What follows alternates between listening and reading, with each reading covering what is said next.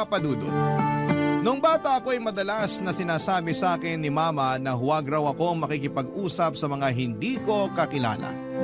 Baka raw kasi may gawin silang masama sa akin o di kaya ay kunin ako para dalhin sa malayong lugar. Ngunit nung tumanda na ako ay narealize ko na sa buhay natin ay meron tayong makikilala na mga estranghero na magiging malapit sa ating puso at ituturing natin na parang isang pamilya. Bago ako dumako sa sulat na pinadala ko sa inyong programa, Papa Dudut, ay pabati muna ng isang masaganang katanghalian sa inyong lahat at sa mga kabarangay natin. Tawagin niyo na lamang po ako sa pangalang Cecil, 30 years old at nagtatrabaho bilang layout artist sa isang private company sa Pasig City. Pero tubong Antipolo, Rizal kami ng pamilya ko. Doon ako sinilang at lumaki.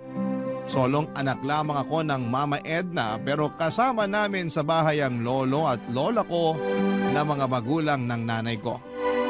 Kung babalikan ko ang buhay namin noong araw ay masasabi kong may kahirapan. Lalo na't si Mama lamang ang nagtatrabaho sa amin. Dati dalawa sila ni Lola, kaya naman kaya pa naman niyang magtinda sa palengke noon. Pero dahil matanda na siya ay pinahintunan ni Mama. Bali cashier ang nanay ko sa isang 24/7 convenience store na malapit sa simbahan ng Antipolo at ang pasok niya ay 6 na araw sa isang linggo. Maliit lamang ang kinikita niya na siyang pinagkakasya namin na pambili ng pagkain at panggastos sa pang-araw-araw, Papa Dudut.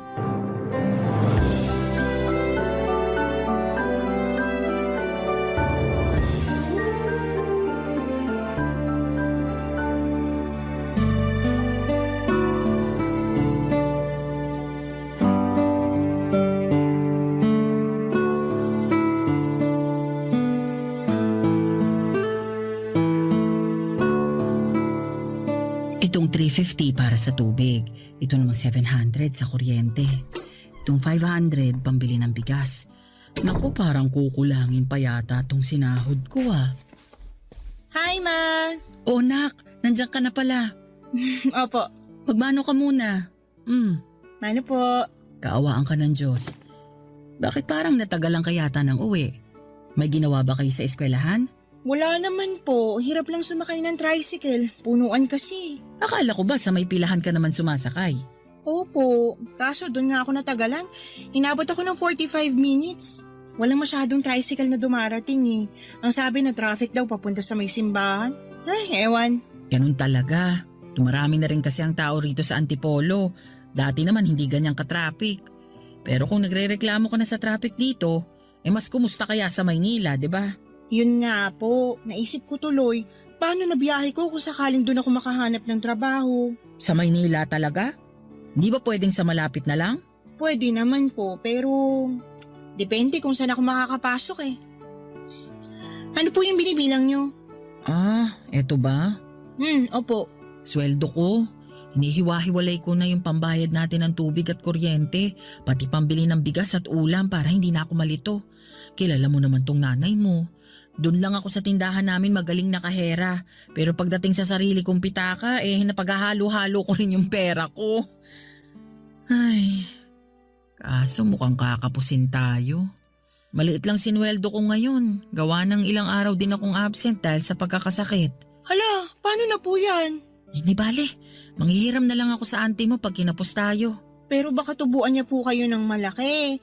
Naalala niyo nung isang beses, nang hiram kayo ng 1,000 tapos tubo 500 na? Isang buwan niyo lang naman yun hinulugan? Oo, ganun nga. Pero hayaan mo na. Buti nga pinahiram tayo. Kung pwede pong wag na lang kayong manghiram, Ma, wag na. Kalahati na lang po ng allowance ko yung ibigay niyo sa akin, tapos yung kalahati, idagdag niyo sa mga gastusin natin. Hindi naman pwede yun, anak. Kaya nga ako nagtatrabaho para masuportahan yung pag-aaral mo. Kung kalahati lang ng kabuang allowance mong ibibigay ko, aba, mahihirapan kang pagkasyahin yun. Ako na pong bahala doon. Kaya ko pong pagkasyahin yun. Tsaka, tulong ko na lang po yun para sa pamilya natin, lalo wala pa naman akong trabaho. Kahit na. Pero wag mong mamasamain ha.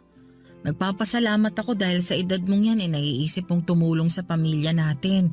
Kaya lang nag-aaral ka pa. At yun ang dapat mong pagtuunan ng pansin. Hindi ko naman po pinababayaan ang pag-aaral ko. Alam ko, pero ayoko lang mahati ang atensyon mo sa ibang bagay. Lalo na sa kaiisip ng kung paano matutulungan ang pamilya natin. Kaya ko na to. Ako nang bahalang dumiskarte rito. Sige po, pero pangako ko sa inyo kapag nakapagtapos na ako ng pag-aaral, tutulungan ko kayo sa pagtataguyod ng pamilya natin. Hindi na po kayo mapapagod masyado dahil ako na yung magtatrabaho. Salamat kung ganon. Pero bilang nanay mo, responsibilidad kong itaguyod ang pamilya natin. Kung sakali na makakatulong ka na pagdating ng araw, salamat. Pero wag mo pa rin kalilimutan ang sarili mo. Dapat ma-enjoy mo rin yung perang pinaghihirapan mo. Paano ko po gagawin yun? Gumala ka kahit paminsan-minsan. Puntahan mo yung mga lugar na hindi mo pa napupuntahan. O di ba nung bata ka marami kang gustong puntahan? Pangarap mo ngang makapunta sa Baguio, saka sa Ilocos kasi gusto mong magpicture dun sa vegan. Gawin mo yun hanggat bata ka at malakas ka. Parang hindi ko naman po kayang gumala ng mag-isa. Gusto ko kasama ko kayo nila lolo at lola. Kung isasama mo kami, dyan lang tayo sa malapit makakarating. Alam mo naman ang lolo at lola mo, napakabagal maglakad. Tatamarin ka na lang umalis ng bahay. Sobra naman po kayo kina lolo at lola. Ay, nagsasabi lang naman ako ng totoo. Sige po kayo, baka marinig kayo ni lola. Kahit mabagal na maglakad yun matalas pa rin pandinig nun. Mismo. Naalala ko nung kunento niya na narinig daw niya na nag-aaway yung mag-asawa nating kapitbahay. At alam mo ba kung anong pinag-aawayan? Oh, ano po? Babae. Babaero raw yung asawang lalaki. Tapos nabuking nung misis. Kaya yun, inimpake nung misis lahat ng mga gamit saka pinalayas. Buti nga. At narinig po yun lahat ni lola? Oo. Nagulat na lang daw kasi sila ng lolo mo nang may biglang nagsigawan. Abala siya nun sa pagaganchilyo. Kaya habang may kinukuting-ting ang kamay niya, nakikinig naman ang tenga niya. Ibang klase po pala ang talent ni lola. Naku, chismosa talaga yung nanay ko. Buti nga hindi ako nahawa sa kanya. O basta anak ha, nagkakaintindihan na ba tayo? Saan nga po ulit yon? Napag-aaral mo munang atupagin mo. Diyan ka muna mag-focus. Yung pagtulong mo sa pamilya natin, saka na. Kaya ko pa naman. Mangako ka. Opo ma, pangako po.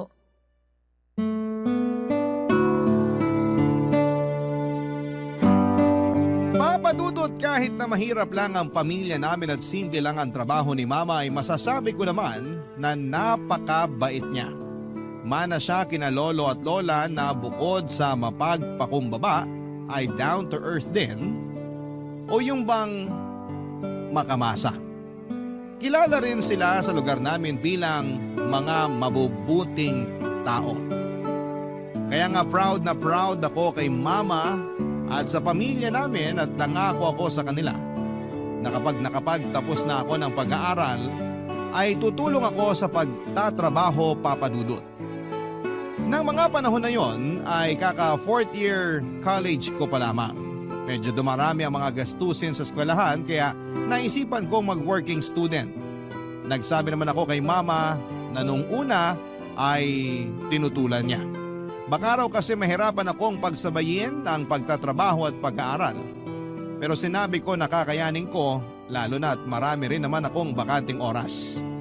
Pumasok ako sa isang karinderya bilang all-around serbedora at dishwasher papadudot.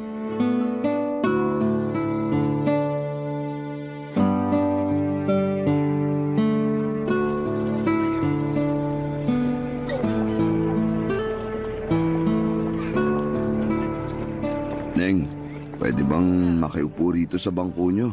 Pwede naman po. Wala naman pong gumagamit. Salamat. Ay, Gusto niyo po ba ng tubig? sige. Nauuhaw na rin ako eh. Kukuha lang po ako ng baso at pagsasalinan ko kayo ng tubig. Napakabait mo naman para alukin ako ng tubig. Ito na pong tubig niyo. Salamat.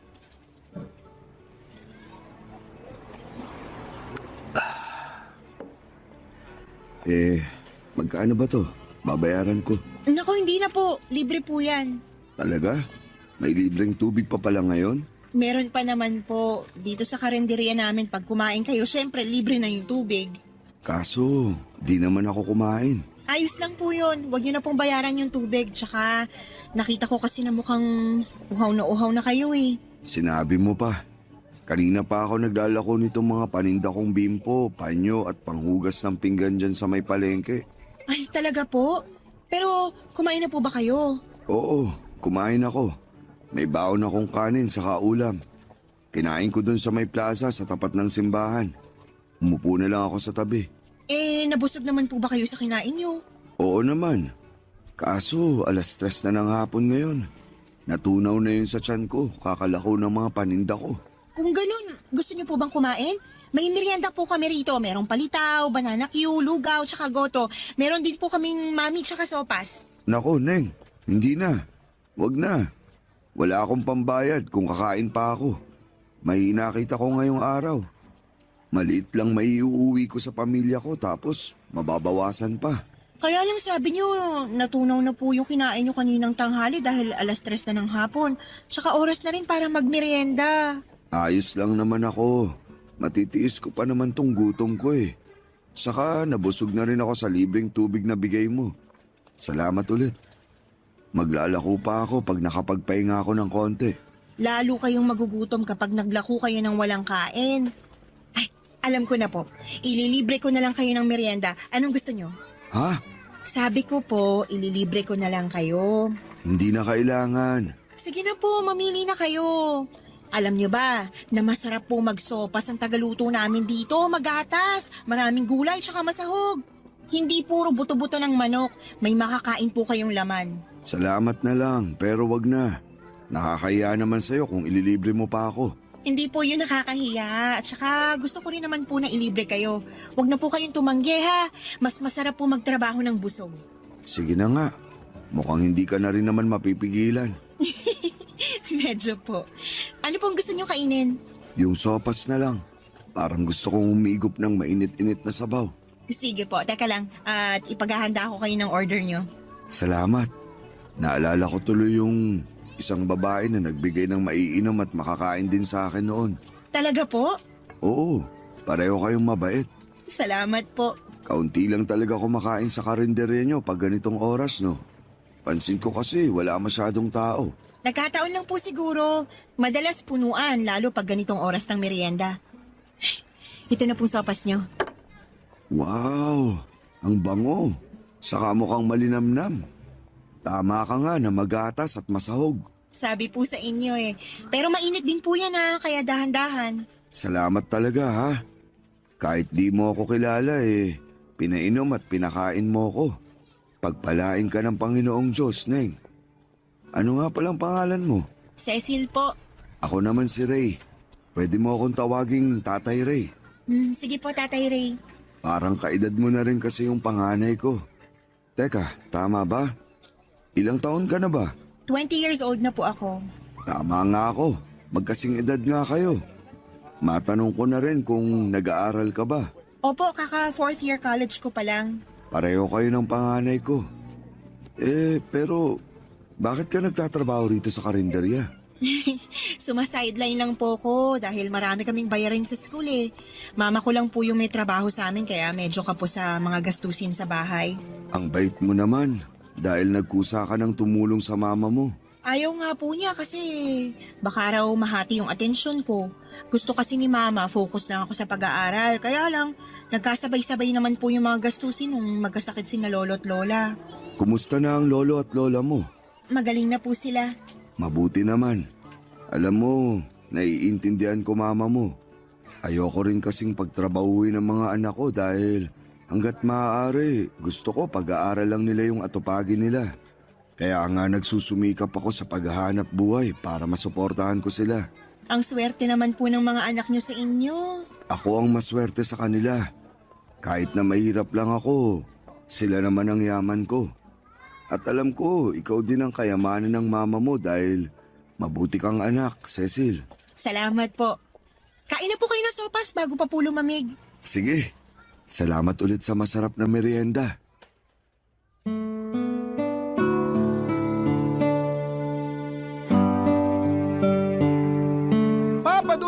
Napakabait ni Tatay Ray.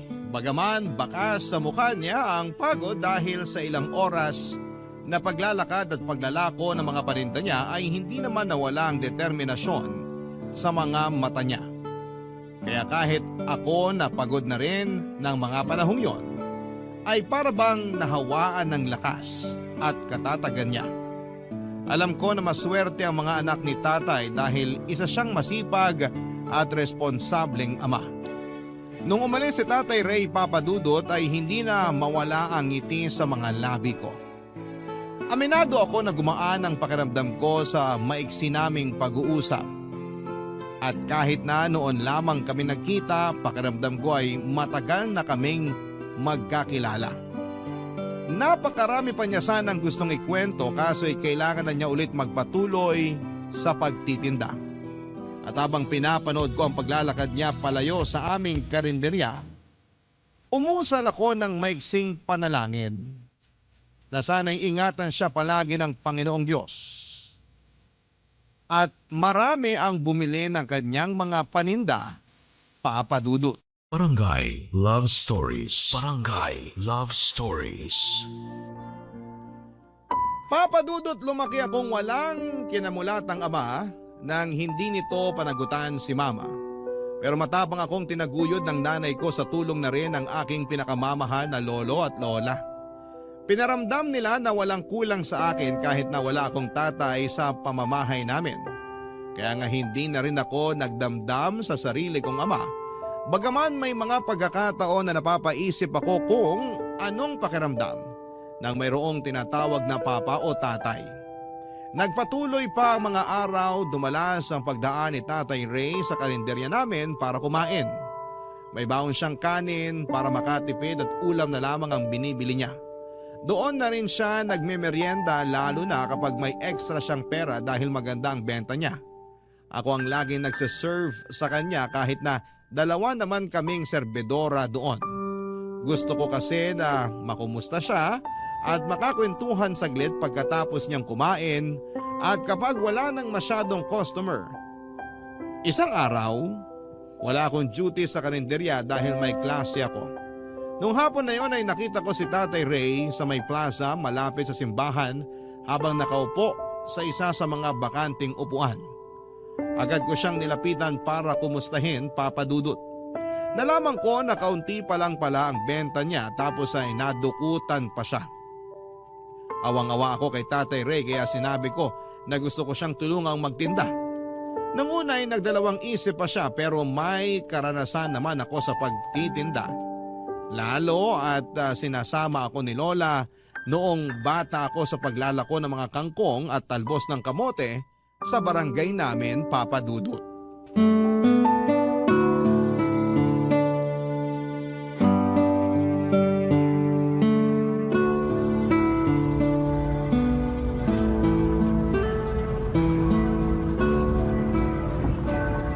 Ang galing po natin, Tatay Ray. Naubos natin yung mga paninda niyong bimpo. Oo nga eh.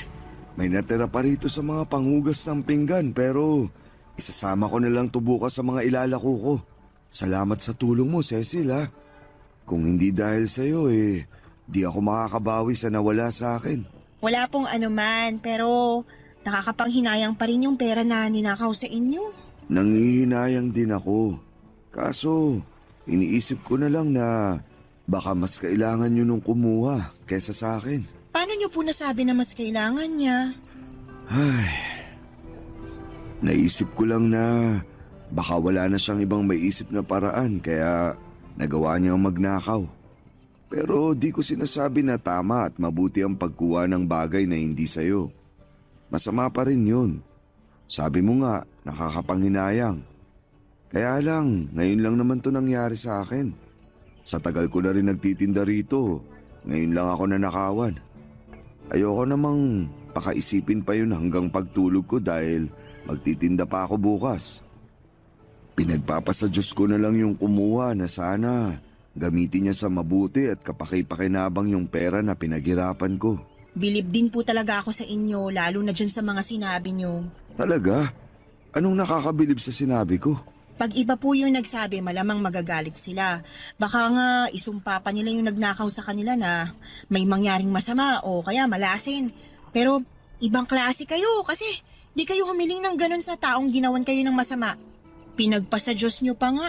Naniniwala kasi ako na hindi likas sa ating mga tao ang pagiging masama. Meron lang talagang mga sitwasyon na bagaman di natin ginusto, nangyayari sa atin na siyang nagiging dahilan para makagawa tayo ng kasalanan. Kaya ako sinabing pinagpapasa Diyos ko na lang yung kumuha ng pera ko. Para hipuin na rin ang may kapalang kanyang puso para makapagbagong buhay. Lalo nyo po akong pinapahanga, Tatay Ray. Ikaw naman, hanga rin kaya ako sa'yo.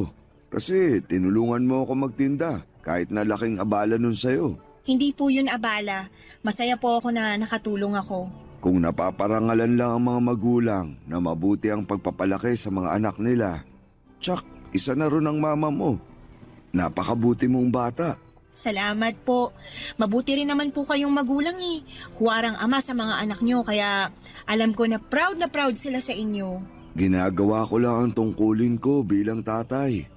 Gusto kong iparamdam sa mga anak ko na wala akong hindi magagawa para mabigyan lang sila ng maayos na buhay. Ay, alam mo, kahit na mahirap lang ang buhay natin, kahit na marami tayong pinagdaraanan sa mundo ng mga bagay o sitwasyon na di natin kontrolado, mahalaga pa rin na huwag tayong mawawalan ng pag-asa sa kinabukasan. Ang ibig po bang sabihin nun, palagi tayong umasa sa mabuti? Oo, kasi nagiging maayos din naman ang lahat sa uli. Nasasabi ko to dahil marami-rami na rin akong pinagdaanan na trahedya sa buhay, lalo na nung binata ako. Tapos, napagtanto ko na di naman pala talaga nawawala ang mga problema o pagsubok sa buhay ng tao. Pero di rin naman yun namamalagi. Ibig sabihin, pwede po akong umasa na magiging mabuti ang sitwasyon ng buhay namin pag nakapagtapos na ako ng pag-aaral at nakapagtrabaho? Oo naman. Ngayon lang naman yung mahirap kasi nga mama mo lang yung nagtatrabaho.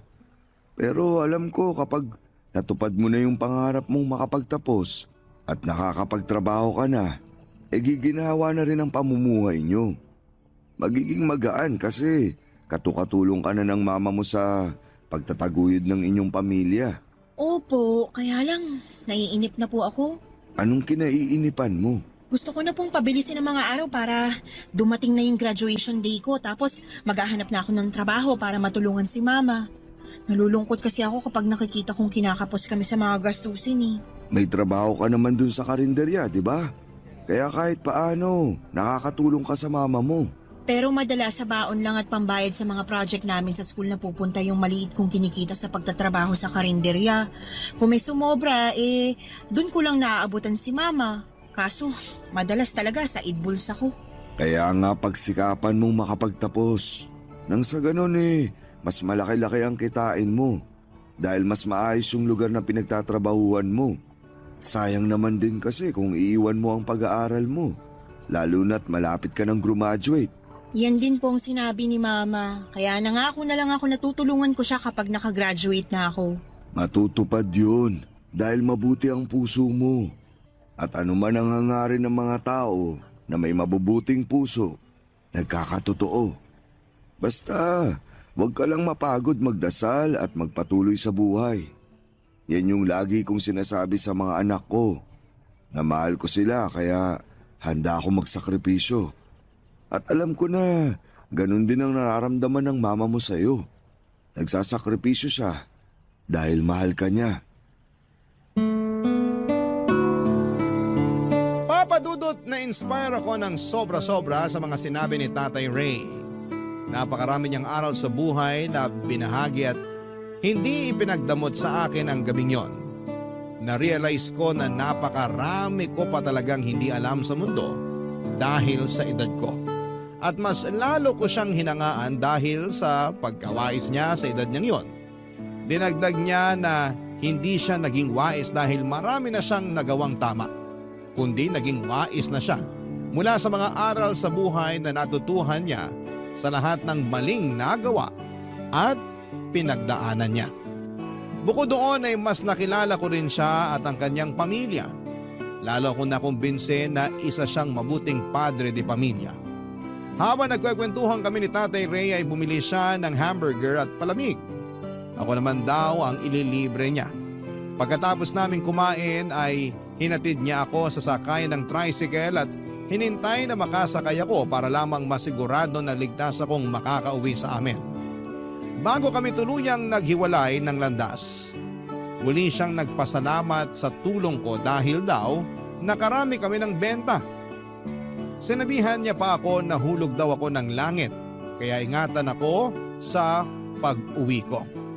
Yun din naman ang hiling ko, na ingatan din siya para makauwi ng ligtas sa bahay nila, Papa Dudut.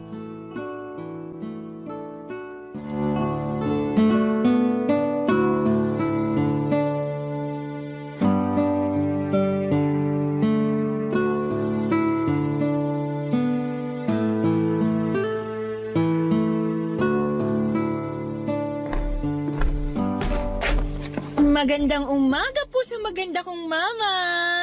Pakis po. Magandang umaga rin, anak. Teka, bakit po kayo nandito? Akala ko shift nyo. Oo, dapat.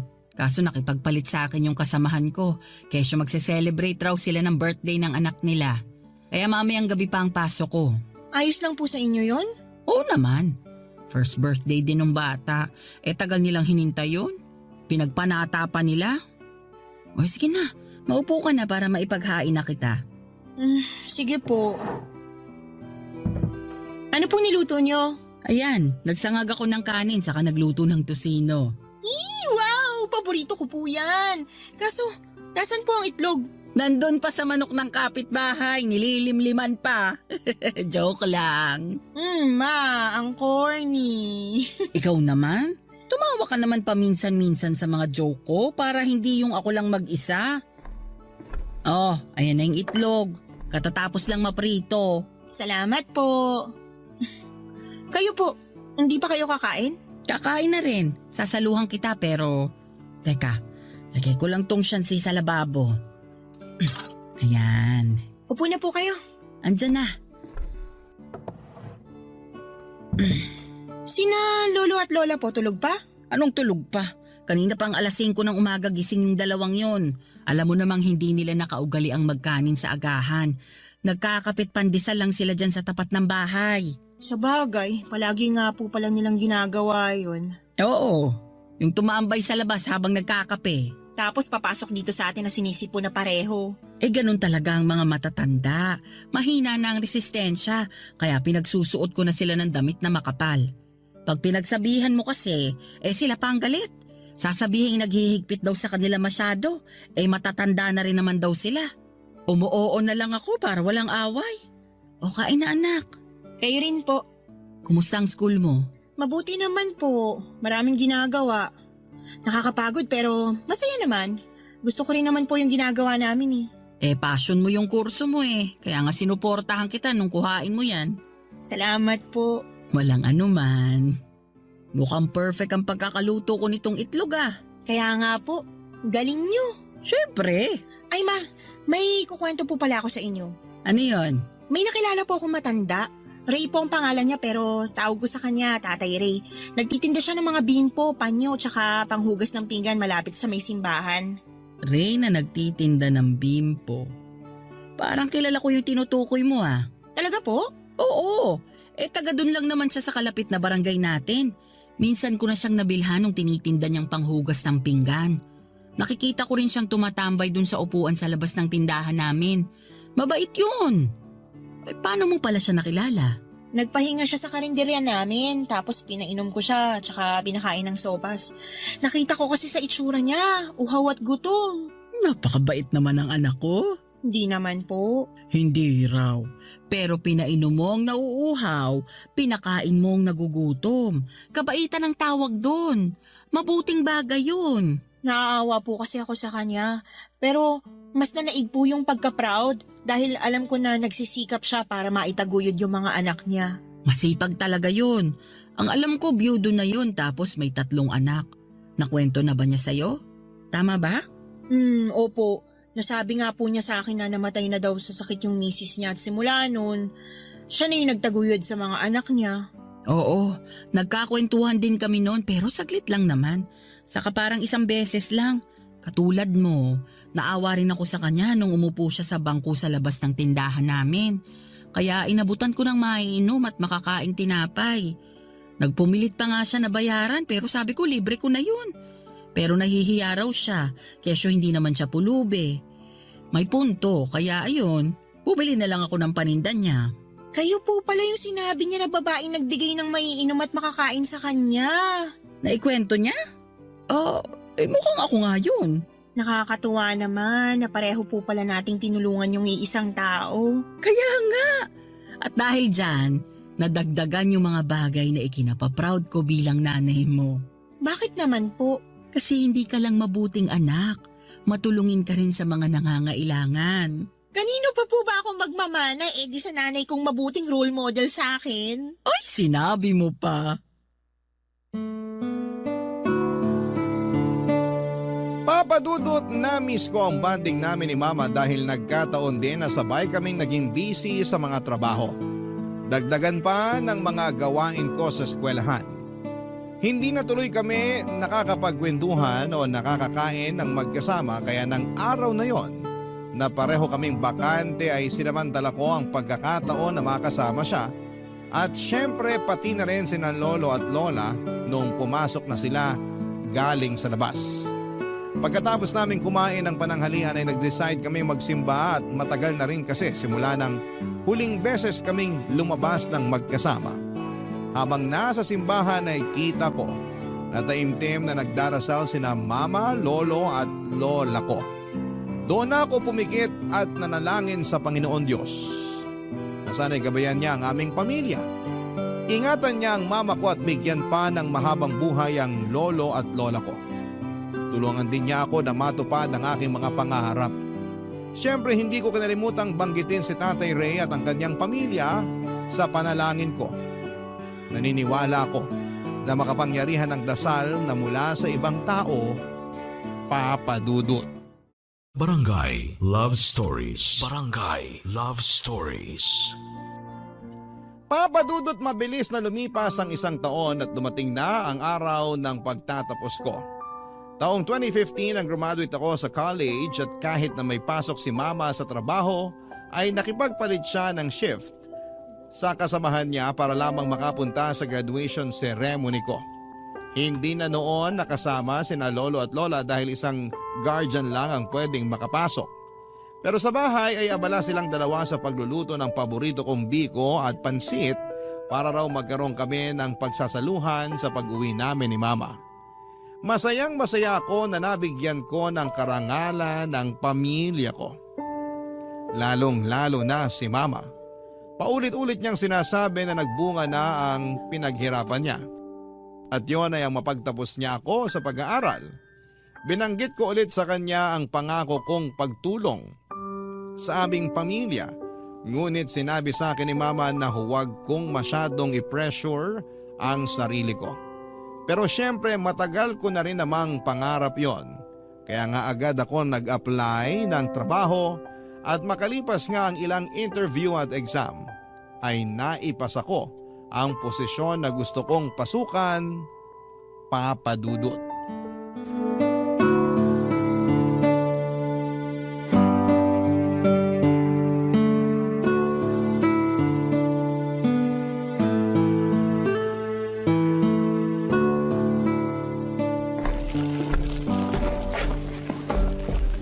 Nag-grocery po ako tsaka bumili na rin ako ng ulam natin. Tapos may ibibigay po ako sa inyo. Teka, kunin ko lang po sa wallet. Ano yan, anak? Eto po. Unang sweldo ko po. Bakit ang dami? Tsaka di naman po marami yan, sakto lang. Sige na po, kunin niyo na. Sige. Pero marami pa rin ito. Tapos nag-grocery ka na, saka bumili ka pa ng ulam. Baka naman kapusin ka na yan, ha? Hindi po ako kakapusin. Sigurado ka? Baka wala ka ng pamasahe o pangkain. Nako, ayusin mo lang talaga yan, Cecil. Maayos po ko, ma. Tsaka sabing hindi nga po ko kakapusin. May pera po ako natinira para sa sarili ko. Sinabi mo yan ha? May tiwala ako sa'yo. Oo nga po. O siya sige. Salamat dito sa mga pinamili mong pagkarami-rami. Wala pong anuman. Excited lang talaga akong mamili para dito sa bahay. Para hindi na natin po problemahin kapag may kailangan tayo. Kinumpleto ko na po mula sa toothpaste, sabong panlaba, tsaka panligo, shampoo, mga toyo, tsaka suka at iba pang ginagamit sa pagluluto. Ay, meron ding biskwit tsaka cupcakes na paborito ni Lola para pag nagutom siya kukuha na lang siya dyan. May kape rin na gusto nila ni Lolo. Naku, siguradong matutuwa ang lolo at lola mo. Napakabait mong apo Pangarap ko po to para sa pamilya natin Ngayon na may trabaho na ako, gusto ko lang to pa rin. Sa susunod na sweldo ko, plano kong ipagpagawa kayo ng salamin sa mata. Wag na, mahal yun. Kaya naman po ng sweldo ko. Tsaka, para maging malinaw na yung paningin nyo, diba? Naalala ko lagi yung sinasabi na malabo na talaga mga mata nyo. Naisip ko, ipa-check up na natin para magawa ng salamin. Oo, pero nakakahiya naman sa'yo. Bakit naman po? Hindi mo naman kasi kailangang gawin yun. Pera mo yun. Dapat ine-enjoy mo sa sarili mo. Hindi mo ginagastos masyado dito sa bahay o sa akin. Hindi naman po kayo ibang tao. Mama ko kayo, pamilya po tayo. Tsaka, kayo na may sabi. Pera ko yun at masaya ako na gumagastos para sa inyo at sa bahay natin. O siya, sige. Alam ko namang hindi ko na mababago ang isip mo. Ang sabi ko nga, may tiwala ako sa'yo. Na ikaw din hindi mawawalan sa katutulong sa amin. Para sa akin, yung kapakanan mo lang ang mahalaga, lalo't may trabaho pa naman ako. Kahit may trabaho kayo, hindi rin naman kayo madalas bumili ng mga kailangan nyo. Kaya ako na pong bahala doon. Ako na yung bibili para sa inyo. At kahit nasabihin yung hindi ko kayo responsibilidad, gusto ko pa rin kayong alagaan dahil inalagaan nyo rin po ako nung bata ako. Responsibilidad ko yun. Nanay mo ko Hindi ko lang kayo nanay. Kayo na rin pong tumayong tatay sa akin Doble-doble yung role na ginagampanan nyo sa buhay ko, kaya malaking pasasalamat ko sa inyo, ma. Yung pagsasakripisyo nyo pa lang para mabuhay ako, yung pagtatrabaho para mapag-aral ako, lahat ng yun kulang pang salitang pasasalamat para matumbasan ko. Hindi mo naman kailangang tumbasan yung mga bagay na ginawa ko sa'yo. Sabi ko nga, nanay mo ko, anak kita. At ginagawa ng mga magulang ang lahat ng sakripisyo para sa mga anak nila dahil mahal nila sila. Katulad ko, mahal na mahal kita. Mahal na mahal ko rin po kayo.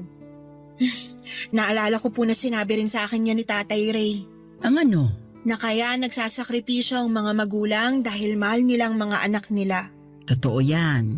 Ay, kumusta na kaya si Tatay Ray?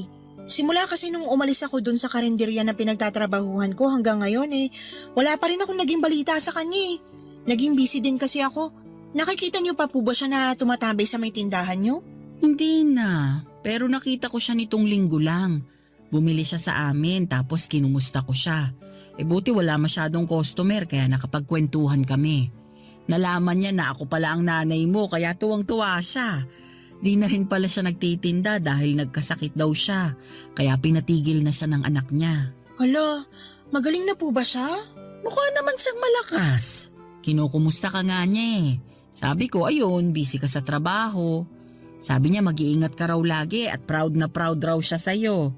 Sana po magkita ulit kami ni Tatay. Diyan lang naman siya sa may kabilang barangay. Pwede mong sadyain kung gusto mo talaga siyang makita. Ang sabi niya, may tindahan na raw siya.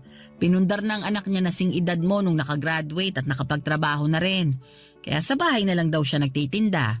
Hindi niya na kailangang mapagod kakalako ng mga paninda niya. Nakaka-proud din po sila.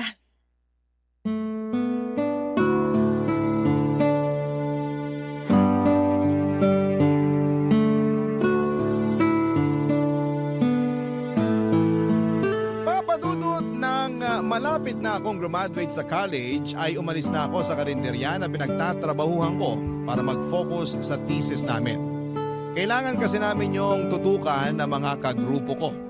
Simula noon ay hindi na kami nagkita pa ni Tatay Ray. Ewan, pero pag dumadaan ako sa may simbahan o Pag binabagtas ko yung kalsada papunta sa palengke ng Antipolo ay hindi ko na siya nakikita sa dati niyang pwesto. Naisip ko tuloy na baka lumipat na siya ng lugar na pinagtitindahan o tumigil na sa pagtitinda. Kaya nga masayang-masaya ako na malaman ang balita na katulad ko ay graduate na rin ang anak ni tatay na nag-aaral. Masaya ako dahil katulad ni mama, nagbunga na rin ang pagsisikap niya. Wala akong ibang hangad kundi ang umasenso sila sa buhay at hindi basta makaraos lang. Yun din kasi ang pangarap ko para sa pamilya namin nila Mama Papa Dudut. Alam ko na malayo pa pero malayo na. Kaya nga nagsusumikap ako ng gusto para maibigay ko ang mga bagay na salat kami noong araw. At syempre para mapatigil ko na ang mama ko sa pagtatrabaho. Isang hapon hindi ko inaasahan na muli kaming magkikita ni Tatay Ray nang pauwi na ako. Basta napaka-random lang noon. May pinuntahan daw siyang taga-hasa sa palengke at naisipan niyang maglakad na lamang pauwi para makapag-ehersisyo.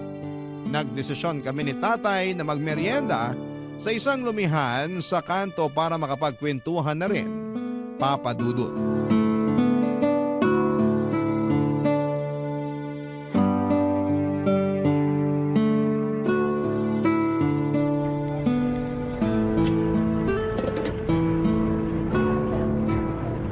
Wow! Hindi ko alam na may masarap palang lumihan dito. Oo, lagi nga ako nagpapabili rito para ipang merienda. Bakit parang ngayon ko lang sila nakita? Kabubukas lang ba nila? Oo, ngayong taon lang pero patok na agad sa mga parokyano na naghahanap ng mura pero masarap na ipanlalaman tiyan. Sulit na sulit bayad mo rito. Marami pa silang binebentang ibang putahe. Nakita ko nga po sa menu. Ano-ano po bang natikman nyo rito bukod sa lomi? Yung goto nila sa arroz caldo. Tapos yung mami. Meron din silang siopaw. May sariwang lumpia rin at panalo ang sausawan nila. Wow! Marami na po pala! Mahilig kasi akong kumain. Pati na yung mga anak ko. Suki na nga kami rito eh. At kaya nananaba na rin ako. Bagay naman po sa inyo yung katawan nyo. Sabi rin ng mga anak ko yan. Siguro kasi masyado akong patpatin nung naglalako pa ako ng mga paninda ko.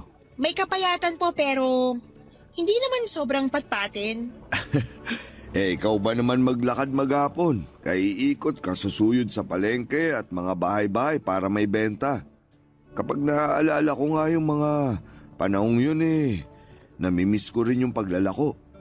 Oo nga pala, nagkita kami ng mama mo nung bumili ako sa tindahan nila. Ayo po, nakwento nga po ni mama kasi nabanggit ko na wala na akong balita sa inyo.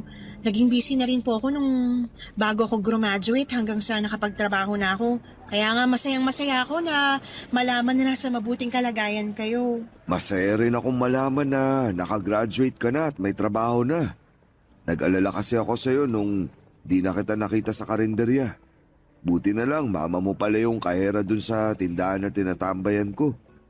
Nakwento rin ba niya na binigyan niya rin ako noon ng makakain at maiinom? Opo, sinabihan niyo pa nga raw siya na hindi naman kayo pulube.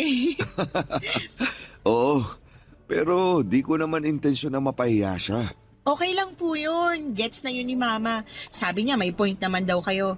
Pero mukha raw kasi kayong pagod at gutom. Kaya binigyan niya kayo nun. Alam ko na nagkakawang gawa lang siya kaya tinanggap ko na rin. Saka tama naman siya. Pagod, gutom at uhaw ako ng araw na yun. Katirikan din kasi ng araw. Napakainit. Kahit na may sombrero naman ako kulang pa rin. Tumatagos din sa mahaba akong damit ang init. Kaya malaki ang pasasalamat ko sa mama mo na binigyan niya ako tapos pinagbilhan niya pa ako. Alam mo ba na siya ang buena mano ko nun? Hala, talaga po? Oo. Medyo inaalat pagtitinda ko nung umaga. Wala masyadong customer. Tapos pagod na rin ako. Kaya masaya ako na bumili siya sa akin. At pagkatapos nun, sunod-sunod na ang mga bumili sa akin. Halos maubos nga nun yung mga paninda kong bimpo. Masaya po akong malaman na marami pa rin kayong naging benta ng araw na yun. Oo, swerte ang mama mo Maganda siyang buena mano.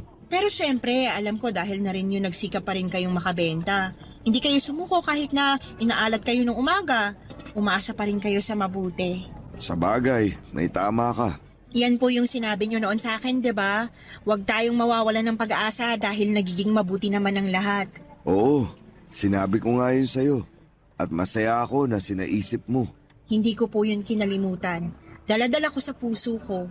Simula kasi nang marinig ko yun sa inyo, gumaan-gaan yung loob ko. Nung una, natatakot pa ako sa mangyayari sa hinaharap pero na-realize ko, sino nga ba sa atin ang may alam ng mga bagay na hindi pa nangyayari? Tanging Diyos lang. Kaya ginawa ko, nagsikap ako, nagpatuloy, ginawa ko makakaya ko para makapagtapos ng pag-aaral. Hindi rin ako sumuko at umasa ako sa mabuti na makakahanap ako ng magandang trabaho na may maayos na sweldo para sa wakas. Matutulungan ko ng mama sa mga gastusin namin sa bahay. Ganyan nga, Cecil. Kailangan natin tibayan at tatagan ang ating puso sa pagharap natin sa mga hamon ng buhay. At kahit na mahirap, malungkot minsan, tandaan natin na pansamantala lang yun. Habang may buhay, may pag-asa. Habang may buhay, may pag-asa. Yan ang mga katagang sinabi sa akin ni Tatay Ray na magpahanggang sa ngayon ay dala-dala ko pa rin sa puso ko. Dahil sa isiping yon ay mas natutuhan kong i-handle ang bawat sitwasyon ng mabuti. Yung bang kahit may mga pagkakataon na lugmok ako, ay kaya ko pa rin bumangon at magpatuloy. Nangyari yon noong namatay ang lolo at lola ko taong 2020 dahil sa COVID-19. Napakalungkot namin ni Mama. Pero sa kabila ng lahat ay nakausad pa rin kami. Sa kasalukuyan ay hindi na nagtatrabaho bilang kahera ang mama ko at nasa bahay na lamang siya. At ang pinagkakabalahan na lang niya ay ang panggaganchilyo, bagay na kinahiligan ng lola ko noong nabubuhay pa ito. Bukod doon ay palagi na rin kami nagtatravel ni Mama at sabay naming pinupuntahan ang mga lugar dito sa Pilipinas sa pangarap niyang mapuntahan. Pero noong nakaraang birthday niya ay nag-ibang bansa kami. Pumunta kami sa Taiwan at doon namin pinagdiwang ang kanyang kaarawan. Masayang masaya siya dahil first time raw niyang makapunta sa ganong kalayong lugar. Ako rin naman pero mas masaya ang puso ko dahil nabibigay ko na sa kanya ang mga bagay na pangarap lang namin noon. Maraming salamat po sa inyo, Papa Dudut, sakaling mapili po ninyong i-air ang storya ng buhay ko. Sana po ay kinapulutan po ito ng aral at inspirasyon ng mga kabarangay natin. At sa aking mga lolo at lola, miss na miss ko na kayo.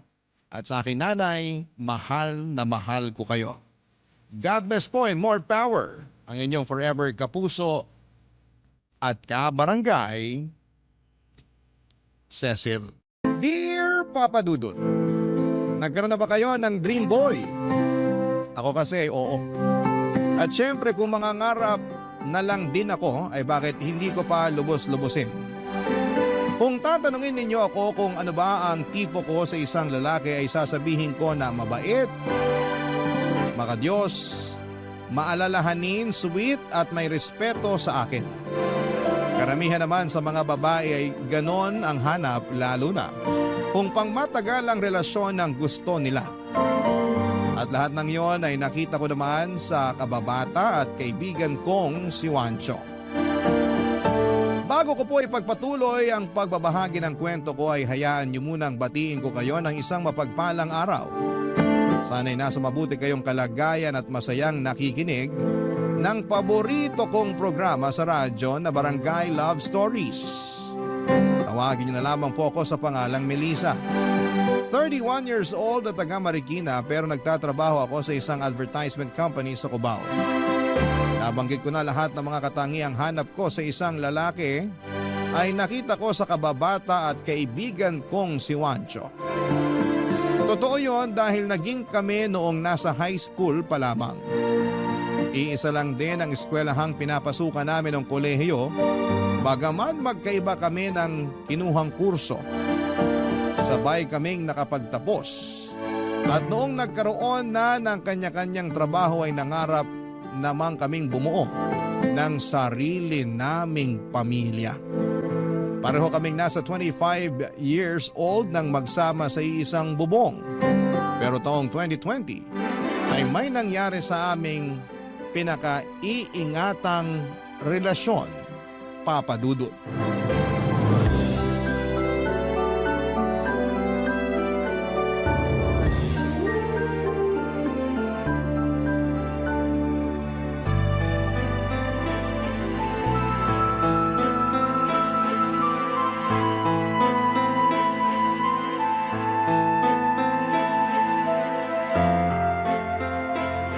Ayoko na talaga! Maghiwalay na tayo, Wancho! Melissa naman! Huwag mong gawin sa akin to! Ayoko maghiwalay tayo! Anong ayaw mo nagloko ka nga, di ba? Paskong-pasko pa naman! Tapos bungad mo sa akin yung ultrasound na babaeng nabuntis mo? Sorry! May magagawa pa ba yung sorry mo? Ilang buwan mo na pala ako nilaloko! Kaya nga sorry! Asit may magagawa pa yung sorry mo? Hindi lang talaga kaya ng konsensya ko na magpatuloy pa sa panluloko namin. Kaya umamin na ako sa'yo. So ano gusto mo mangyari? Matuwa ako kasi umamin ka na may ebidensya pa ng bata na nabuo nyo ng malanding babaeng yon. Ayos ka rin talaga eh. Melissa, kahit anak ko yung batang ipinagbubuntis niya, wala naman akong planong makisama sa kanya eh. Magsusustento ako, pero Pero ako pa rin ang pipiliin mo, ganon. Oh! Paano ka nakakasiguro na papayag pa ako sa gusto mo mangyari? Melissa, please. Nagsisisi na ako sa nagawa ko. Inaamin ko, naging gago ako. Okay? Nagpadalos-dalos ako kaya ako natukso. Yun ang totoo. Tsaka maniwala ka o sa hindi, mahal na mahal kita, Melissa. Sinungaling ka! Kung talaga mahal mo ako, sa una pa lang hindi mo ako maiisip saktan. Kapal naman ang mukha mong pilugin ang ulo ko. Hindi ako tanga ah! Matagal na tayo, marami na tayong nalagpasan. Sa loob ng mahabang panahon ng pagsasama natin, ngayon lang ako nagloko. Tao lang ako, nagkakamali rin. Hayaan mo na lang ba na matapos ng ganito yung relasyon natin? Kapal din talaga ng pagmumukha mo ibalik sa akin ng sisi kung bakit gusto ko nang tapusin tong pesting relasyon natin, no? Ang akin lang, intindihin mo naman sana. Anong iintindihin ko? Naiintindihan ko lahat. Sa bibig mo na nanggaling, nagloko ka. Sinira mo yung tiwala ko sa'yo, Wancho. Wala akong pakialam kung ngayon mo lang ginawa dahil ang punto rito, sana hindi mo ginawa. Alam mo, hindi ko alam kung saan mo pinupulit yung mga katwiran mo. Bulok na nga, masyado pang baluktot. Bahala ka na nga dyan! Aalis na ako! Please naman, Melissa, please. Sandali lang. Melissa! Huwag mo akong hawakan! Nanditiri ako sa'yo! Pasensya ka na, hindi ko naman sinasadya eh. Sorry. Wala na sabing magagawa yung sorry mo eh. Tiwala ko na yung sinira mo nung magloko ka. Hindi mo na yung may babalik pa kasi sirang-sira ka na sa akin! Pero alam ko na mahal mo pa rin ako. Ramdam ko yun. Oo! Mahal pa nga kita pero ang sakit-sakit na! Akala mo yata ganun lang kadaling iproseso lahat ng mga pinagtapat mo sa akin? Kung sa'yo madali, sa akin sobrang hirap! Ang sakit-sakit, Wanjo! Yung mga tao sa labas masayang nagdiriwang ng Pasko tapos ako ganito! Nasasaktan kasi niloko mo! Nasasaktan din naman ako eh. Hindi lang ikaw. Saan banda ka nasasaktan? Sige nga! Sa pakikipaghiwalay mo. Wala pa yan sa kalingkingan ng sakit na nararamdaman ko. Kaya wag na wag mong ikukumpara yung pesim pakiramdam mo. Ni hindi ka nga nakukonsensya nung nagloko ka. Ni hindi mo ko naisip nung nagpapakasarap ka sa piling ng babae mo. Tapos sasabihin mo sa akin na nasasaktan ka dahil gusto ko na makipaghiwalay sa'yo.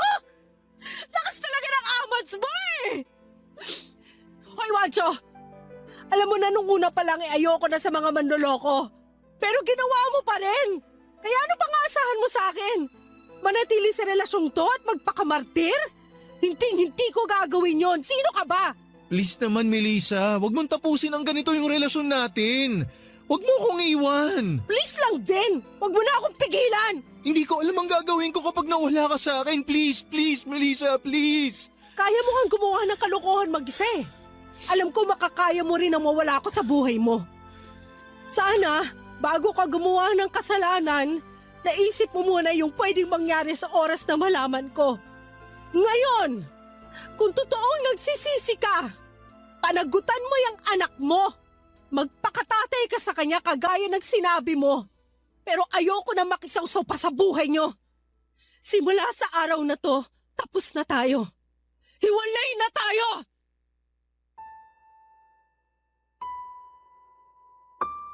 Papadudot tulad ng sinabi ko ay dream boy ko si Juancho. Pero dahil sa ginawa niyang panloko sa akin ay nawala na rin kaagad ang tiwala ko sa kanya.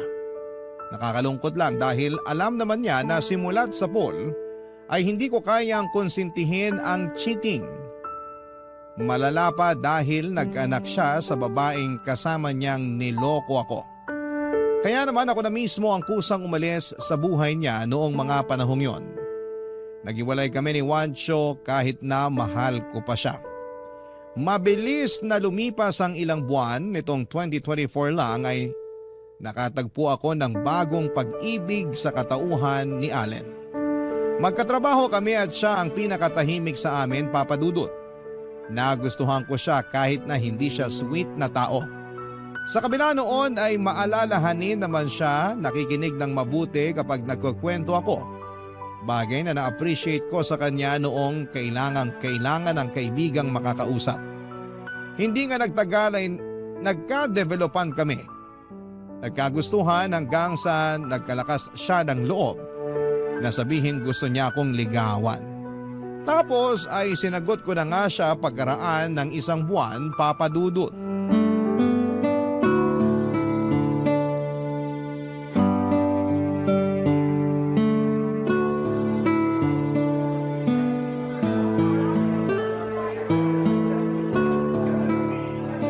Wow! Ang ganda naman sa cafe na to.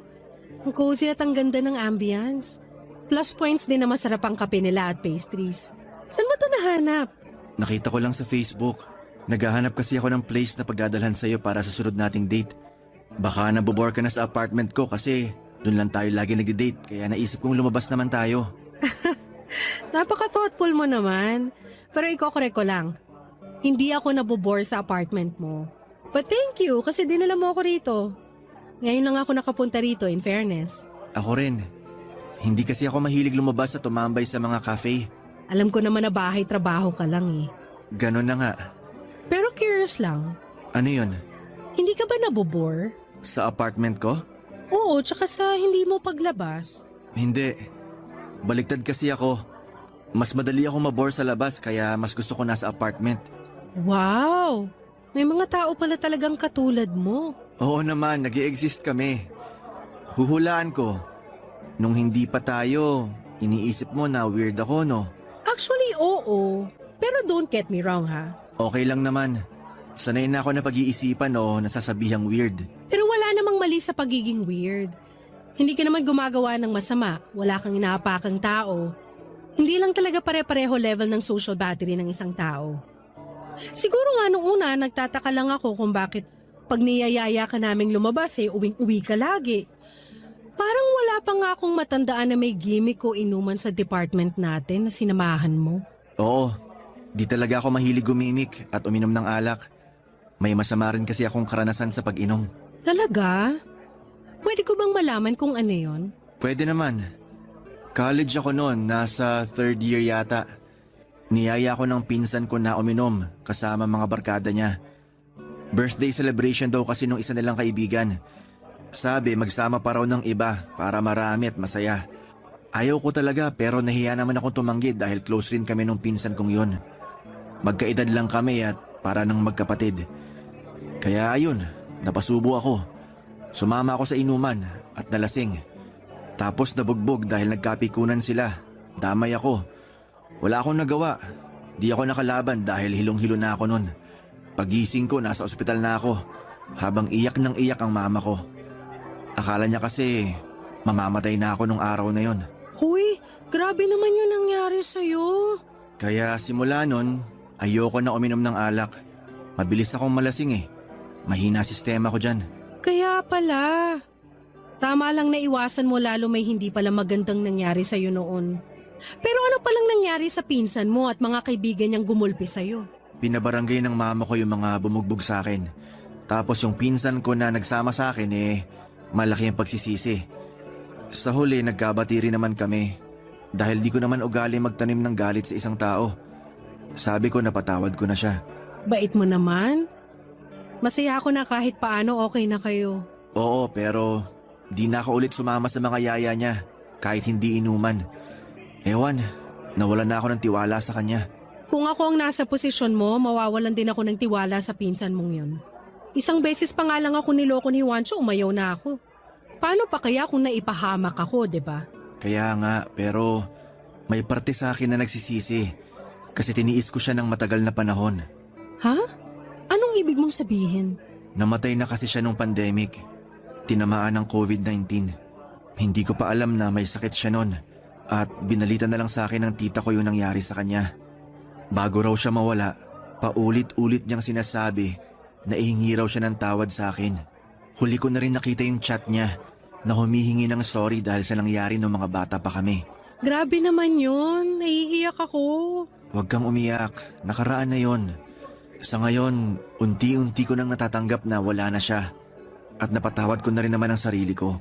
Mabuti naman kung ganun. Pero wag na natin yung pag-usapan. Date natin to Sa bagay. Ay, babe, malapit na pala birthday ko. Nakapag-isip ka na ba kung pupunta ka sa bahay para samahan ako mag-celebrate?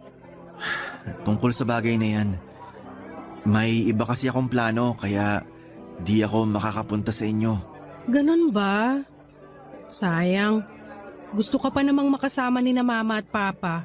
Alam mo namang hanggang ngayon nahihiya pa rin ako sa kanila, di ba? Tsaka di ko alam kung paano pakikisamahan mga kapatid mong lalaki. Nakwento mo na mahilig sila sa mobile games pero ayoko nun Pasensya na talaga, babe.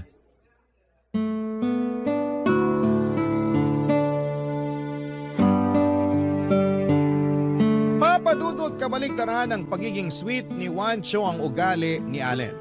Hindi kasi siya masyadong showy lalo na kapag nasa public kami. Madalas tahimik lamang siya at nakikinig lamang kapag nagkukwento ako. Pero nagkukwento rin naman siya tulad na lang noong date naming yon. Hindi ko naman sila kinukumpara dahil minahal ko naman si Allen sa kabila ng mga ugali niyang yon. Marespeto naman siya sa akin, mabait siya at maalalahanin. Mahiyain lang talaga siya at feeling ko ay nahihirapan siyang i-express ang nararamdaman niya sa pamamagitan ng salita. Bukod doon ay wala pa siyang masyadong karanasan sa pagkakaroon ng karelasyon. Ako ang una niya, kaya naninibago pa rin siya. At bagaman hindi siya ang una ko, naninibago rin ako sa relasyon namin, Papa Dudut. Masasabi ko na kapwa andun pa kami sa stage ng pag-a-adjust kung paano namin sasalubungin ang isa't isa para magtagpo kami sa aming relasyon. Alam ko na medyo matrabaho yon, pero sa nakikita ko naman ay pareho kaming willing na mag-compromise at yon ang pinakamahalaga, Papa Dudut. Barangay Love Stories. Barangay Love Stories.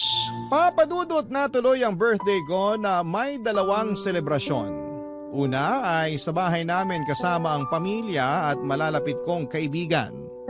Pangalawa ay yung kami lang ni Allen.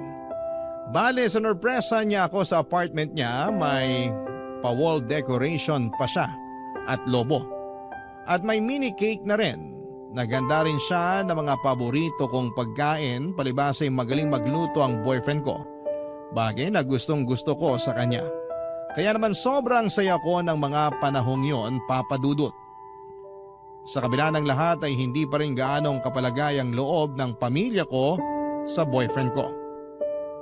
Nasanay kasi sila na palagi kong kasama si Juancho sa mga family gathering namin. Bukod doon ay sobrang close nila ng mga kapatid kong lalaki.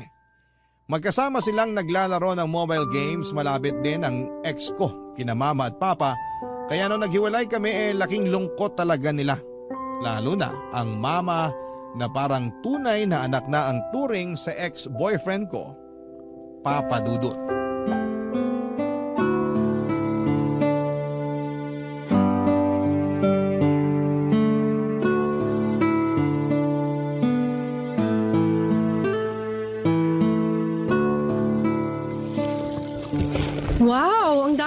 pinamili, ma. Marami ba yan? Kakaunti nga lang yan eh. Sa mahal ba naman ng mga bilihin ngayon? Yan na lang ang mabibili mo sa 5,000.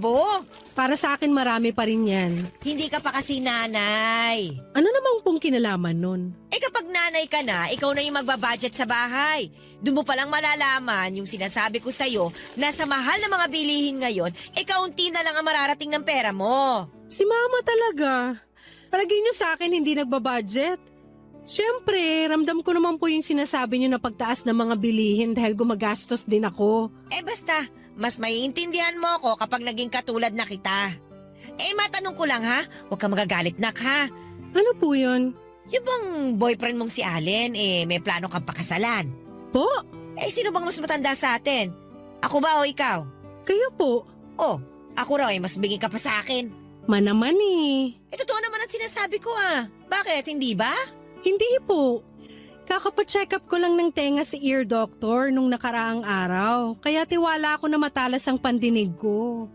Tsaka nagulat lang naman ako sa sinabi niyo kaya nagtanong ako. Anong nakakagulat doon? Nasa tamang edad na rin naman kayo para magpakasal. Oo nga po. Pero wala pa yun sa plano namin. Ay naku, huhulaan ko. Dahil bago pa lang kayo ni Allen. Kasama na po yun. Pero wala pa talaga sa usapan namin yung kasal. Sige. Concern lang naman ako eh. Kasi kung walang plano yung boyfriend mo na pakasalan ka, baka nagsasayang ka lang ng panahon para sa kanya. Manaman, sobra kayo sa boyfriend ko. Hindi ako sobra. Ayoko lang kasi na magsisi ka sa huli. Ano naman po yung pagsisisihan ko? Sige nga. Na sana nagpakasal ka na at nagpabuntis habang bata pa yung matres mo. Baka nakakalimutan mo, 31 ka na. Sa susunod na taon, lagpas ka na sa kalendaryo, Melissa. Aba, kukunat yan. Sobra naman po kayo sa kukunat. Totoo naman yun eh. Yung anak nga ng kumari ko, 35 na nagpakasal. Ayun, hanggang ngayon, nananalangin pa rin na sana magbuntis na siya. Hindi naman po kasi basta-basta ang pagpapakasal. Tsaka malay natin kung meron pala siyang mabigat na dahilan kung bakit noon lang siya nagpakasal. Ang mabuti nating gawin, manahimik na lang kung wala tayong magandang sasabihin. Grabe ka naman sa mama mo. Nagsasabi lang naman ako ng totoo. Hindi nyo na po kailangan sabihin kahit totoo kung makakapanakit kayo ng ibang tao. Alam ko hindi rin naman nila ginusto yung sitwasyon nila. Mabuti pa ipagdasal na lang natin na magkaroon na sila ng anak. Pati ba naman yan ako pa kailangan magdasal? Pwede bang ikaw na lang? Marami na akong pinagdarasal eh. Ibang klase talaga kayo, ma. Nasabi ko lang naman yun kasi gusto ka namin na magkaanak ng papa mo. Siyempre, hindi na kami bumabata. Wala ka ba talagang balak na ipakita sa amin yung magiging apo namin sa'yo? Meron na naman po kayong apo sa akin. Yung pusa ko. Ay nako, kahit kailan talaga napaka-pinoso po mong bata ka. Hindi na po ako bata. Kayo may sabi niyan kanina, 'di ba? Concern lang naman nga ako sa'yo. Bakit po ba bigla kayo naging concerned sa akin? Kasi kanina nakita ko si Wancho doon sa grocery eh. Si Wancho po? Oo, yung dati mong boyfriend. Okay. Ano pong nangyari? Wala naman. Nagkumustahan lang naman kami. Natuwa ako kasi hindi pa rin nagbabago yung pakikitungo niya sa akin. Siya pa rin yung mabait, palabate, at magalang na Wancho na kilala ko. Tapos mas natuwa ako dahil kasama niya yung anak niya. Talaga po? Oo, ang cute na bata. Yung kinakasama niya, kasama rin ba niya? Yun nga, kinuwentuhan ako na matagal na raw silang hiwalay. Yung babae raw yung nagloko eh. Sumama pa naman sa iba tapos iniwan sa kanya yung anak nila. Grabe, naawa nga ako kay Wancho kasi mukhang pagod na pagod sa pagiging tatay. Ayun, naisip ko, sayang kayo. Kung kayo sana nagkatuluyan, di may anak na rin kayong ang cute na cute. Ma-excuse lang tumatawag si Allen. Ha? May sinasabi pa nga ako, nagkukwentuhan pa tayo oh. Hello, babe? Hi babe, busy ka ba? Hindi naman, bakit? Labas tayo, sunduin kita. Talaga? Saan tayo pupunta? Secret, basta, surprise. Ikaw nawiwili ka na sa pag-surprise sa akin. Oo naman, tsaka sigurado ako magugustuhan mo yung pupuntahan natin. Nakita ko lang yun online, magaganda reviews. Excited ka na ba? Oo naman. Teka, magbibihis lang ako. Papadudot na intindihan ko naman si Mama kung nahihirapan pa rin siyang mag-move on sa paghihiwalay namin ni Juancho. Tulad nga ng sinabi ko ay close sila. Parang anak na ang turing sa kanya ng mga magulang ko. Pero alam naman nila na nasaktan talaga ako ng husto sa ginawa sa akin ng ex-boyfriend ko. At some point ay nagalit din sila ni Papa kay Juancho. Pero siguro ganon lang din sila kadaling magpatawad at lumimot. Ako kasi hindi papadudot lalo na ako yung ginawa ng mali. Kung tatanungin ninyo kung napatawad ko na ba si Juancho ay oo naman ang sagot ko. Nagalit ako sa kanya ng husto pero mas nanaig pa rin yung pagpapatawad sa puso ko. Kasabay noon ay pinalaya ko na rin siya sa buhay ko. Bago ko nakilala si Allen ay subsob ako sa pagtatrabaho papadudot. Pero noong naranasan ko ulit magmahal at nahanap yon sa katauhan ng current boyfriend ko, mas naging masaya ko. Kaya naman alam ko sa sarili ko na wala na akong natitirang pag-ibig kay Juancho. Masaya na lang ako na naging mabuti siyang tatay sa anak niya gaya ng kinuwento ni Mama. At wala na akong pakialam sa status nila ng kinakasama niya. Sa kabila ng lahat ay masyado talagang mapang-asar ang kapalaran. Isang linggo pagkatapos ng kwentuhan namin yon ni Mama ay gano'n na lamang ang gulat ko nang makita si Juancho sa bahay kasama ang anak niya, Papa Dudut.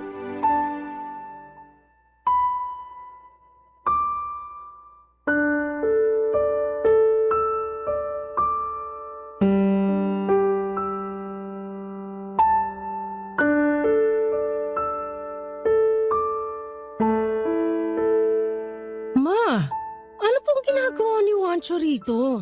Inimbitahan ko. Chinat ko. Pumayag naman siya. Sabi ko isama niya yung anak niya. Dito na sila kumain ng hapunan. Bakit niyo po ginawa yun?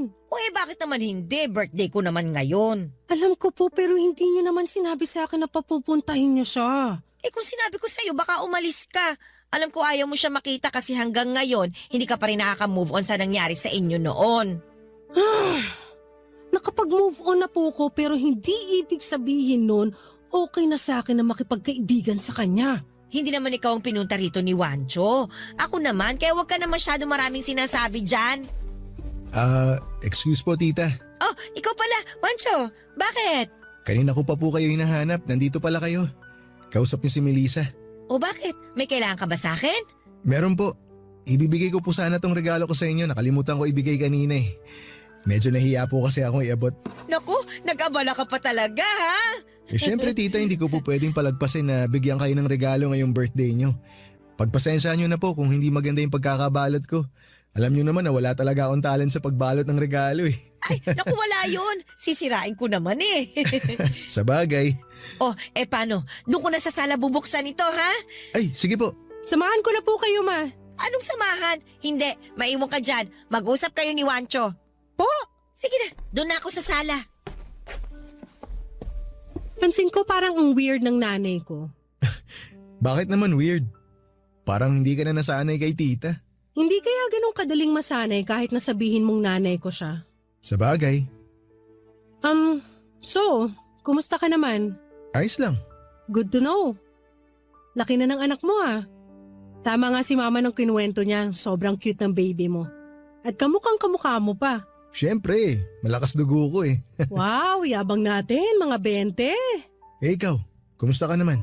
Okay na okay ako. Busy sa trabaho as usual. May boyfriend ka na ba? Oo, meron na. Buti naman kung ganun. Ako kasi, balik sa pagiging single. Kaso may anak na kaya single dad. Okay. Hindi mo ba itatanong kung ano nangyari sa amin ng nanay ng anak ko? Nabanggit lang ni mama na hiwalay na kayo kasi nagloko yung babae. Totoo yun. Nagloko nga siya. Wala pang isang buwan yung baby namin nung malaman ko na matagal na pala niya ako niloloko. Kaya pala tinangka niya rin noon na makunan siya kasi ayaw pala niyang ipagpatuloy yung pagbubuntis niya. Buti na lang naging safe pa rin yung anak namin at naipanganak ng maayos. Grabe naman yung sinadyang makunan. Napakawalang kwenta naman niyang ina kung ganon. Ay, may mga ganong tao talaga. Hayaan na natin siya. Takot na takot ako noon para sa anak namin nung malaman ko na sinadya niyang tangkain na makunan siya. Galit na galit ako noon sa nanay ng anak ko. Ang katwiran niya kaya ayaw niyang ipagpatuloy yung pagbubuntis niya. Nagbago na raw yung isip niya. Dahil gusto niya raw sumama dun sa lalaking nakilala niya na taga ibang bansa. Kaya nung ipanganak niya anak namin, nako, ura-uradang umalis. Ang hirap naman nun. Oo, ang hirap sobra. First time dad, walang kaalam-alam kung paano mag-alaga ng bata. Buti na lang, tinulungan ako ng ate ko. Inaral ko rin naman kung paano mag-alaga kaya kahit paano nagamay ko. Pero sobrang hirap na pagsabayin yung trabaho tsaka pagiging tatay. Wala akong masabi. Nalulungkot ako kasi naranasan mo yan. Pero hanga ako sa'yo dahil kinaya mo at kinakaya pa rin hanggang ngayon. Tama ka. Wala akong hindi kakayanin para sa anak ko. Mabuti naman kung ganun. Kayo, ng boyfriend mo, may plano na ba kayo magpakasal? Alam mo, ikaw na yung pangalawang tao na nagtanong sa akin yan. Una sa listahan si Mama. Ganun ba? Pasensya ka na kung naitanong ko. Sana hindi mo maisip na nakikialam ako. Hindi naman. At para sagutin yung tanong mo, wala pa. Tsaka ini-enjoy muna namin yung estado ng relasyon namin. Hindi kami nagmamadali.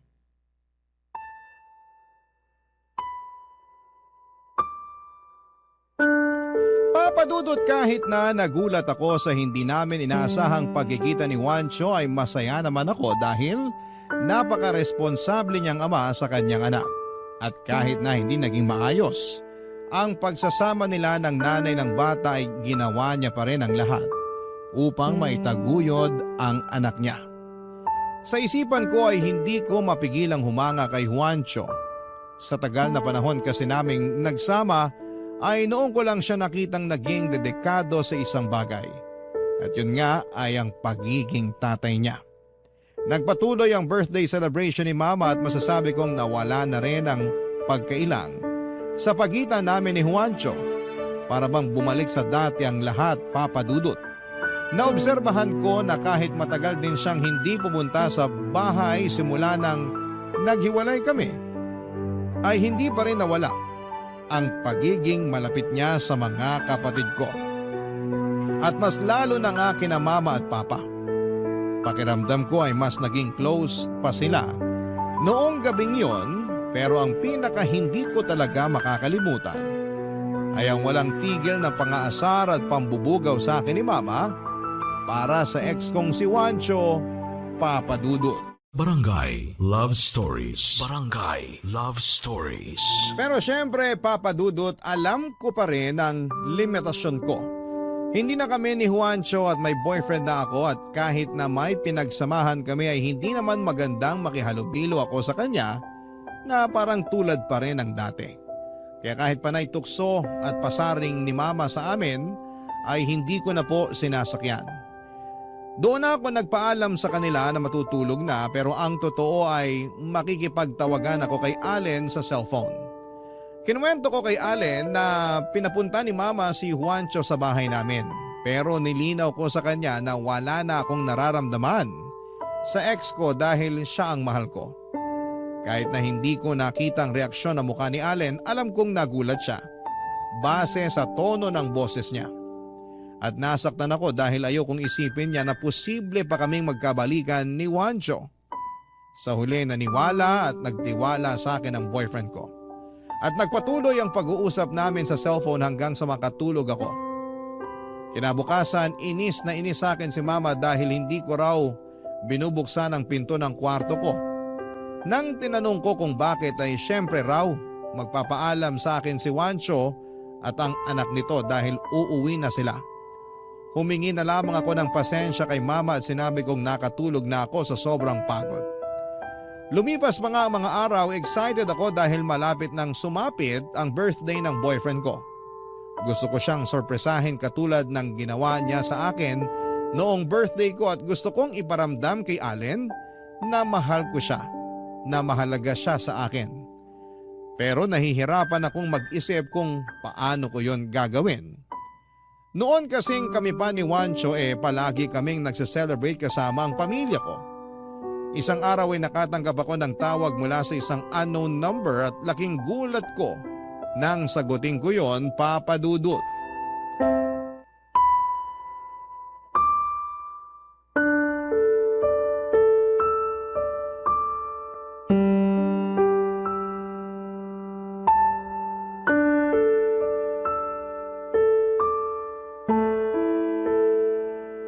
Melissa, please. Teka lang, huwag mo muna ibaba. Mag-usap muna tayo. Nag-uusap na tayo, tsaka teka nga lang. Lasing ka ba? Hindi ako lasing. Nakainom lang, konti.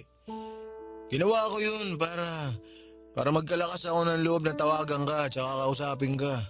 Teka, kanino mo muna hiningi ang number ko? Kanino pa ba? Eh di sa mama mo. Alam mo namang sanggang dikit kami nun eh. Si Mama talaga? Huwag ka na magalit sa mama mo. Ginawa lang niya yun kasi para magkaroon tayo ng koneksyon ulit. Halata nga. Nung nandito ka, paniasar sa atin eh. Kaya ka ba umalis nun? Tapos nagkulong ka sa kwarto kasi naiinis ka sa pang-aasar niya sa atin? Medyo. Naiilang kasi ako. Tsaka bakit kailangan niya pang gawin yon? Eh alam naman niyang may boyfriend na ako. Baka kasi mas gusto pa rin ako ng mama mo kaysa dun sa boyfriend mo. Anong sinabi mo? Oo, teka, huwag kang magagalit. Ha? Nakwento lang sa akin ni tita na magkaiba daw kami. Kumbaga, mas gusto nila ako para sa'yo. Hindi raw kasi mahilig pumunta dyan sa bahay niyo yung bagong boyfriend mo eh. Kaya hindi malapit mga magulang mo sa kanya.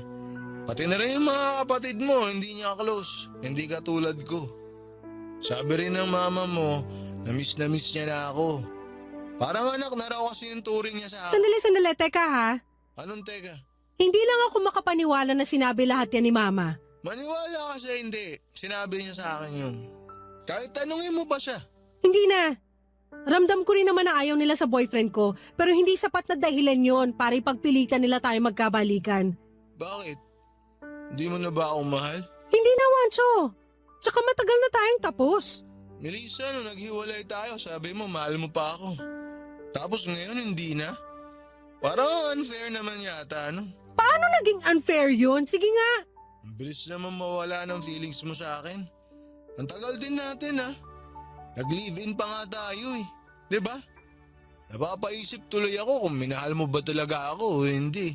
Minahal kita para sa kaalaman mo. Pero niloko mo ako. Naghanap ka ng ibang babae bukod sa akin tapos binuntis mo. At kahit masakit kasi mahal pa kita noong mga panahong yon, pinalaya na kita.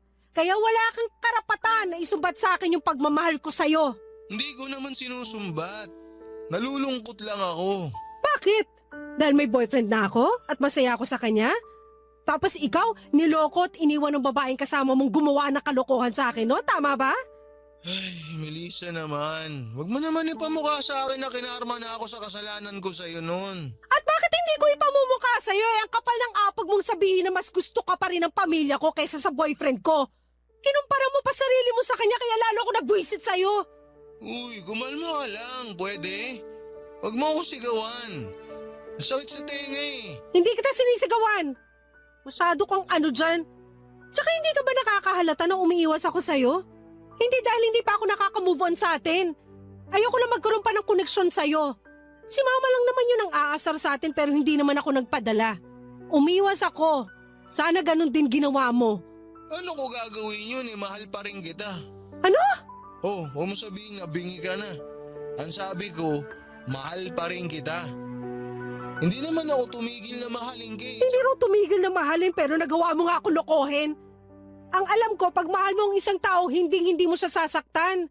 Hanggang ngayon ba, hindi mo pa rin ako napapatawad? Napatawad na kita. Pero sa mga sinasabi mo ngayon, parang gumagawa ka na naman ng bagong kasalanan sa akin. Makiramdam ka nga. Ayoko na sa'yo. Masaya na ako sa relasyon namin ng boyfriend ko. Mabuti pa wag na tayo mag-usap. Teka, Melissa, sandali lang. Sandali, huwag mo na ibaba. Bigyan mo naman ng respeto yung sarili mo. Huwag ka na magmakaawa kasi wala ka nang mapapala. Huwag mo na akong guluhin. Ang gawin mo, mag-focus ka dun sa anak mo. Papa Dudut, hindi ko lubos sa kalain na tatawagan ako ni Juancho ng nakainom. Hindi ko rin ine-expect ang mga bagay na sinabi niya sa akin. Sa totoo lang ay hindi na pagmamahal ang nararamdaman ko sa kanya ng mga panahong yon kundi awa na. Awa sa pagiging miserable niya na karma dahil sa ginawa niya sa akin. Alam ko namang sincero siya sa pagtatapat niya sa akin ng feelings pero hindi na talaga papadudot. Ayoko na dahil tapos na kami. Bukod doon ay may ibang lalaki na akong mahal na walang iba kundi si Allen. Alam ko na nasaktan ko si Juancho dahil sa mga sinabi ko.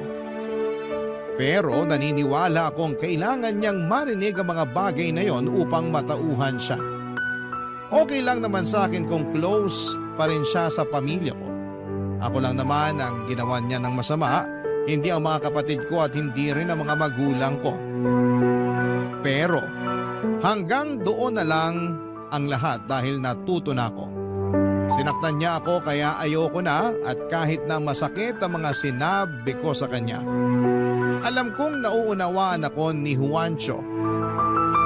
Simula noon ay hindi na siya tumawag sa akin. Hindi na rin siya bumisita sa bahay namin, bagay na pinagtaka ni Mama Papa Dudut.